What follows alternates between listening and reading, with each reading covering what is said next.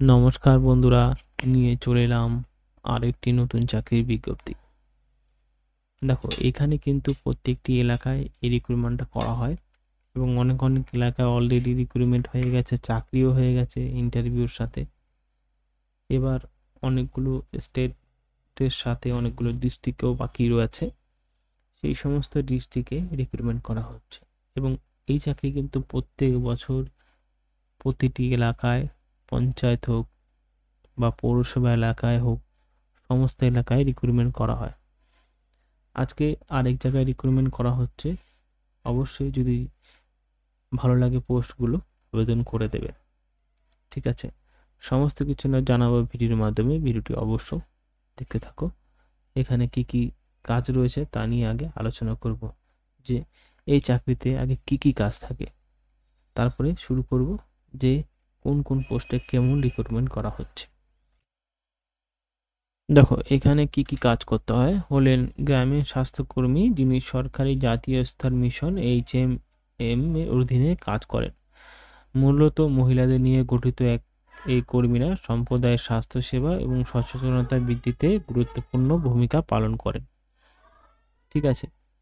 দেখো কি কি কাজ করে, দেখো গর্ভধারণের রেজিস্ট্রেশন করা, প্রসবপুত্রের যত্ন NSA নিশ্চিত করা, প্রসবের সময় স্বাস্থ্যকেন্দ্রে নিয়ে যাওয়া এবং প্রশিক্ষিত দায়ের সাহায্যে নেওয়ার পরামর্শ দেওয়া, নবজাতক এবং মায়ের টিকাকরণের পুষ্টি সম্পর্কে পরামর্শ দেওয়া, শিশু স্বাস্থ্য, শিশুদের টিকা দেওয়ার জন্য উৎসাহিত করা, রেকর্ড রাখা, ডায়রিয়া, নিউমোনিয়া, অপুষ্টি ইত্যাদি রোগের লক্ষণ চিহ্নিত করে চিকিৎসার ব্যবস্থা করা। পরিবার পরিকল্পনা রয়েছে, যেখানে গর্ভনিরোধন পদ্ধতিতে এই সমস্ত সম্পর্কে সচেতনতা তৈরি করা, তারপর সংক্রমণ রোগ নিয়ন্ত্রণের জন্য ম্যালেরিয়া, ডেঙ্গু, টিবি, কুষ্ঠ, এইডস ইত্যাদি রোগের প্রতিরোধে ও চিকিৎসায় সাহায্য করা। সরকারি স্বাস্থ্য কর্মসূচি যেমন কুষ্ঠ মুক্তি, পোলিও দিবস বাস্তবায়নে সহায়তা করা। আর স্বাস্থ্য শিক্ষা, স্বচ্ছতা, স্যানিটেশন, টয়লেট ব্যবহার, সাবান দিয়ে হাত ধোয়া ইত্যাদি সম্পর্কে গ্রামবাসীকে শিক্ষা দেওয়া, ঠিক আছে? পুষ্টিকর খাদ্য যেমন সবুজ শাকসবজি, আয়রন ট্যাবলেট গ্রহণের পরামর্শ দেওয়া।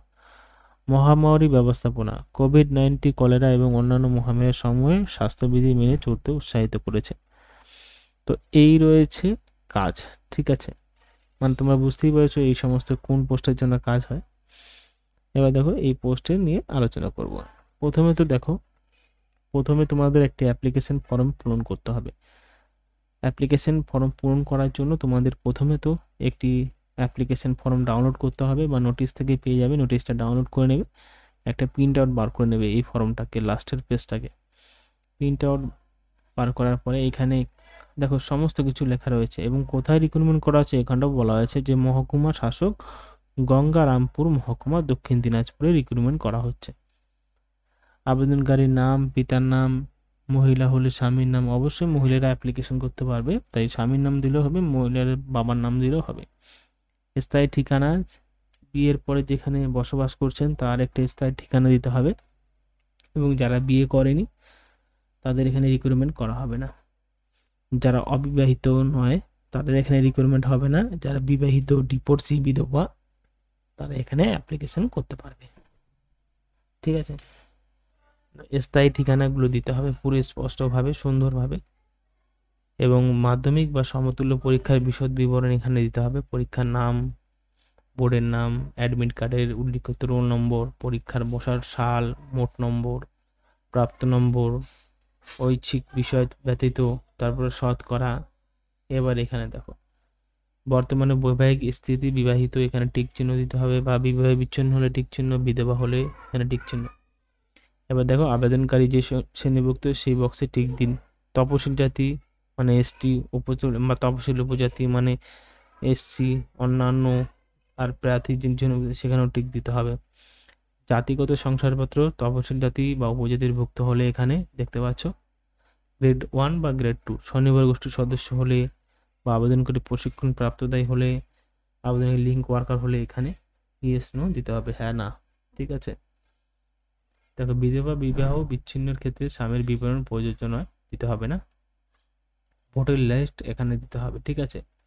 যারা ডিভোর্সি তাদের এখানে দেওয়ার কথা বলা হয়নি, যারা বিবাহিত তাদের এখানে ভোটার লিস্টের নাম দিতে বলেছে। রেশন কার্ডের আবেদনের রেশন কার্ড ও আধারের বিবরণ এখানে, বিধবা বিবাহ বিচ্ছিন্নের ক্ষেত্রে স্বামীর বিবরণ এখানে দিতে হবে। কোন গ্রাম অঞ্চলের এসে দেখো যেই সমস্ত জেরক্স দিতে হবে দরখাস্তের সময়, বয়সের প্রমাণপত্র, মাধ্যমিক পরীক্ষার মার্কশিট, বিবাহ বিচ্ছিন্ন হলে আদালতের আবেদননামার কপি, বিধবা হলে স্বামীর মৃত্যুর শংসাপত্র এবং বিবাহিত প্রার্থীর ক্ষেত্রে বিবাহ নিবন্ধীকরণ শংসাপত্র। এটি না থাকলে যে নথিতে প্রার্থীর সঙ্গে তার স্বামীর সম্পর্ক লিপিবদ্ধ আছে, যথা শিশুর জন্ম শংসাপত্র, ভোটার কার্ড, আধার কার্ড, রেশন কার্ড দিতে পারো। দেখো বিবাহের যদি সার্টিফিকেট না থাকে, ম্যারেজ সার্টিফিকেট যদি না থাকে, তাহলে এখানে কি কি দিতে পারবে? দেখো স্বামীর সম্পর্ক লিপিবদ্ধ আছে, যেরকম শিশুর জন্মের যে বার্থ সার্টিফিকেট থাকে তার এখানে বাবার নাম লেখা থাকে, মায়ের নামও লেখা থাকে, সেটা আপনি দেখাতে পারেন। ভোটার আইডেন্টি কার্ড দেখাতে পারেন, যেখানে স্বামীর নাম লেখা থাকবে। আধার কার্ড, যেখানে স্বামীর নাম, রেশন কার্ডও সেখানে স্বামীর নাম লেখা থাকবে। তপশিল জাতি বা তপশিল উপজাতি প্রার্থীর ক্ষেত্রে জাতিগত শংসাপত্রের কপি, আবেদনকারীর স্বামী, আবেদনকারীর পিতার ভোটার পরিচয়পত্রের কপি, আবেদনকারীর স্বামী, আবেদনকারীর পিতার রেশন কার্ডের কপি, তারপর আধার কার্ডের কপি, তারপর স্বনির্ভর গোষ্ঠী প্রশিক্ষণপ্রাপ্ত দায়ী লিঙ্ক ওয়ার্কার শংসাপত্র, মানে তিনটের মধ্যে একটা হলেই হবে। অন্যান্য যে সকল নথি দিতে হবে, অ্যাডমিট কার্ডের জন্য প্রার্থীকে স্বাক্ষর সহ সাম ও প্রতীক রঙিন 2 কপি পাসপোর্ট ছবি, 26 টাকার ডাক টিকিট সহ নিজে ঠিকানায় লেখা একটি খামে আবেদন করতে হবে। এই রয়েছে পুরো বিস্তারিত। এখানে অবশ্যই এখানেও দেখে আবেদন করে দিও, ঠিক আছে। এবার কি পোস্টে চাকরি তোমরা তো জানোই যে এখানে আশাকর্মী পোস্টে নিয়োগ করা হবে। 16/6/2025 তারিখে আপডেট হয়েছে।